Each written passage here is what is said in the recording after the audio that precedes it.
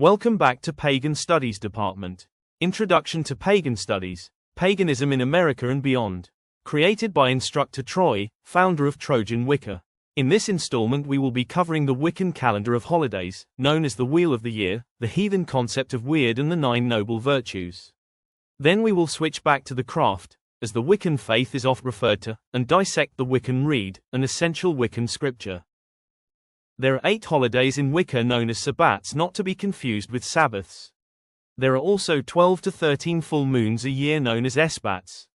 People that practice the Wiccan faith and other pagans may meet during these times to mark the changing times and celebrate events such as the harvest. They tend to meet with their inner circle on the esbats. The 13th full moon in an irregular year is known as the blue moon and holds special significance. There are also similar holidays sometimes descended or coordinate with pagan paths, for example Halloween, Day of the Dead, All Saints' Day, and Samhain. The sabbats being with Yule, or winter solstice, when the horned god, or the sun, dies on the shortest day of the year only to be given rebirth by the triple goddess, or the moon, serving as a powerful metaphor for the circle of life to which there is no end. Red candles or dark liquor are used ritualistically to represent the sun's radiant rays. Another common practice is to make an effigy of the god and place him on a Yule log, made of pine or oak, in a fire pit. Garlands of cinnamon, pinecone, and rosebud are the proper correspondences for decor. Cranberry and popcorn garlands may be used on wreaths, boughs, and Yule trees. They may also be consumed as a symbol of a healthy lean body. Crystals are to be hung from the ceiling or along windows, in addition offering apples, oranges, and lemons to the horned one, another term for the god, to encourage a bountiful harvest in the coming year. It is a great time to plant a pine tree and use it as a gathering point for friends, family, coven, and community. Moreover, it may be used as a focal point concentrating the collective forces of hard work and cooperation. Wassail, cider, or ginger ale are traditional beverages. There is also the battle between the Oak King and Holly King, as Oak King vanquishes the Holly King, ending the dark period of the year. This sabbat occurs around January 21st in the Northern Hemisphere or January 21st in the Southern Hemisphere. Imbolc, occurring around February 1st or August 1st in the Southern Hemisphere, is the Festival of Lights. It is reveled by feasting on the light seasonal fare of wintertime, such as buttered bread, milk, grains and seeds. These foods are symbolic of one's earlier efforts and current ingenuity and hard work. It is a time to visit holy wells or practice divination, in addition to cleaning house, business or covenstead alike. Witches will also encircle their garden or home or other place of note, with a torch or candle to promote personal growth and inspire the sun to grow strong once again. Bridget's crosses are also made of rushes during this time. It is a time to decorate with the proper color of ribbon and seasonal flowers and other plants, including first greens or winter garden favorites, and lighting green candles to promote a healthy, nourishing habitat around oneself. The proper scents are rosemary, frankincense, myrrh, and cinnamon. The Green Man, a muscular forest character, features prominently in the iconography of this period, and represents virility, growth, resolve, and perseverance. Corn dollies also feature prominently. Ostara, occurring on or around March 21st, September 23rd in Southern Hemisphere, is the celebration of mid-spring and all of her bounty and fertility. Time to spend with saplings and newly growing crops, children and young animals.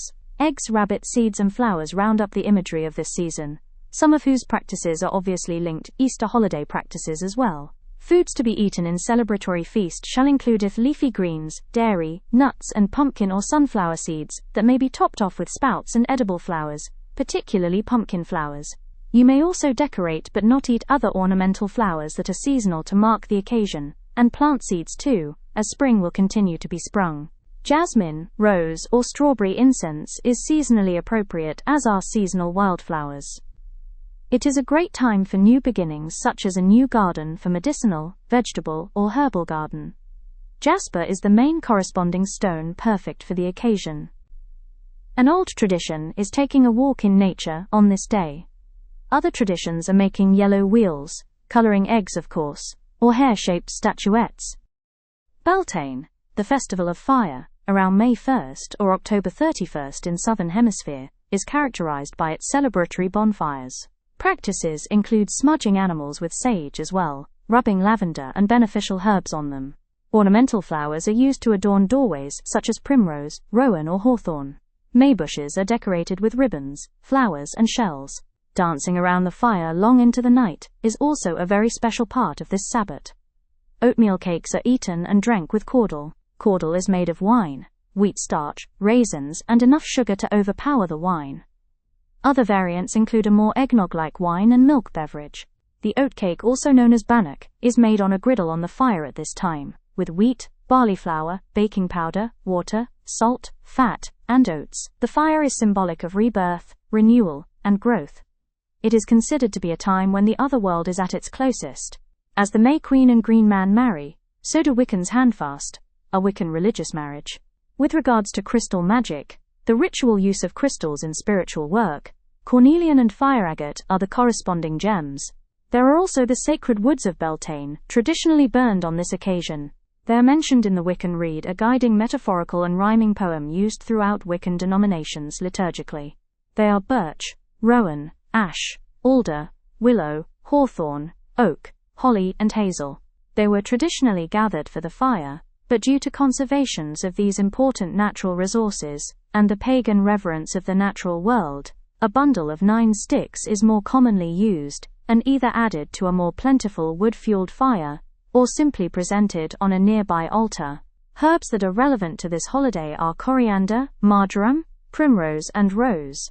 Red, orange, and yellow are the color correspondences representing strength and power, whilst green, silver, and white, representative fertility, virility, and matrimony.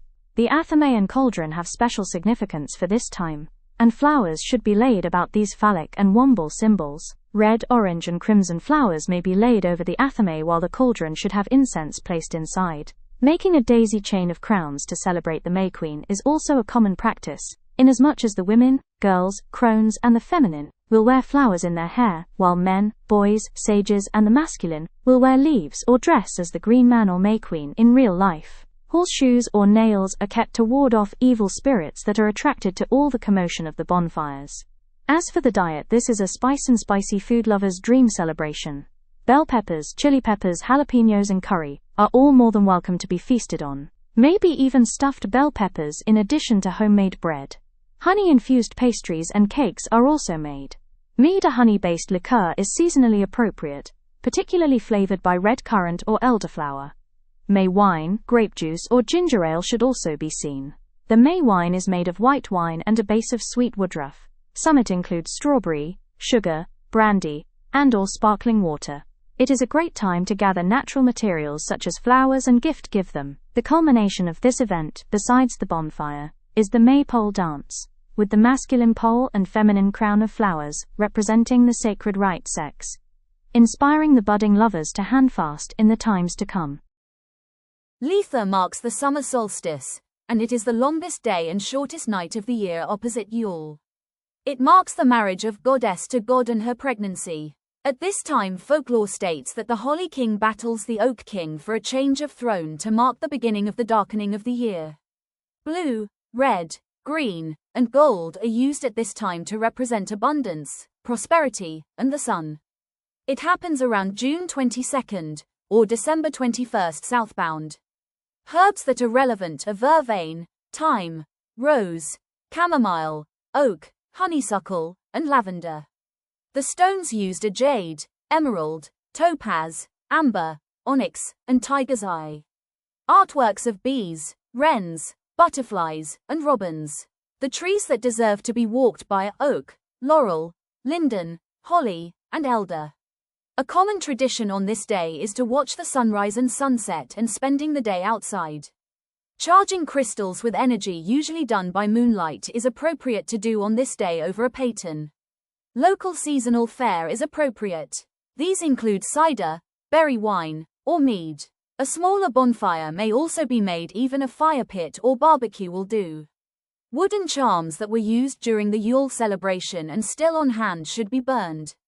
Anointing with frankincense oil of one's face and candles is another common ritualistic practice. Visiting a sacred local site or a global one like Stonehenge is encouraged, and it is also a great time to practice divinatory methods. Lammas on August 1st, or February 2nd in the southern half of the planet, is the first of 3 harvest festivals, as the first harvest it involved baking bread with the first wheat gained from the year's efforts. A substitute can be a local grain bread from a natural baker. Useful herbs for magical purposes include meadowsweet, mint, sunflower, calendula, oat, rye, rose, and sandalwood in addition to aloe, ginseng, and heather. The colors are the colors of every stage of leaf life and death, from green to yellow to red and gold to brown. Seasonal fare rounds up with blackberries, potatoes, beer, bread, turnips, apples, pears, nuts, rice, corn, grapes, and other berries. Fruit teas and mead are drank. Crystal correspondences are fire agate, cornelian, citrine, adventurine, and yellow diamond. For incense use, rose, rosemary, sandalwood, or frankincense. Go for a walk in nature, particularly the woods. Tarts made of pommers such as apple, pear, crabapple, or even quince are seasonally appropriate. Visiting a fruit tree or orchard to collect them is best. Creating your own besom, ritual broom, is also done. It can be used to fuel the flames of a small bonfire used to burn your Wicca man effigy full of petitions written and worked into idol to burn off bad habits, negativity, and other undesirable attributes, and then dancing with drumming around the fire. Mabon, the second harvest occurring March 21st in the southern hemisphere and September 21st in the northern one, is the second harvest. It marks the beginning of the fall. Foods are apple, pomegranate, pumpkin, blackcurrant, and berry dishes. Harvesting and foraging for food is a traditional practice, as is expressing gratitude and sharing with neighbors. Mabon has its own incense blend, with the recipe calling for a mix of sandalwood, pine, rosemary, cinnamon, dry apple, and dry oak leaf.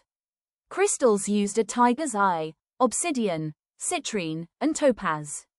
It is the holiday with lowest adherence, whilst Samhain is the most celebrated. Samhain around November 1st, Southern Hemisphere May 1st, occurs right around Halloween and Dia de los Muertos, or the Day of the Dead, and All Saints' Day. It is a very busy time for the spiritual-minded practitioner, particularly if syncretic with other practices outside paganism and Wicca. It is the best of times to connect with the blessed dead through an altar with their pictures and favorite things, or even a seance via a medium. The connection to the afterlife is even stronger now. Orange, brown, and black are the colors both for clothing, candles, and decorations. Sugar skulls have migrated into many people's practice through the Latin American culture. Candles by the window to guide the dead are key, as are trails of marigold petals to the door and shrine. Cinnamon sticks in wreaths are a fun craft to make in addition to everything else. Bloodstone and petrified wood are the rocks connecting us to our ascendants from today and times past.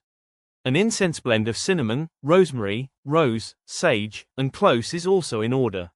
Some participate to some degree in the Halloween costume and candy rituals, a watered-down version of the real thing.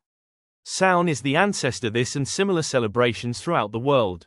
Ancestor worship from Europe intersects with Latin American ancestor worship, as well as our communities do here in the States. This concludes this installment of Introduction to Pagan Studies, Paganism in America and Beyond.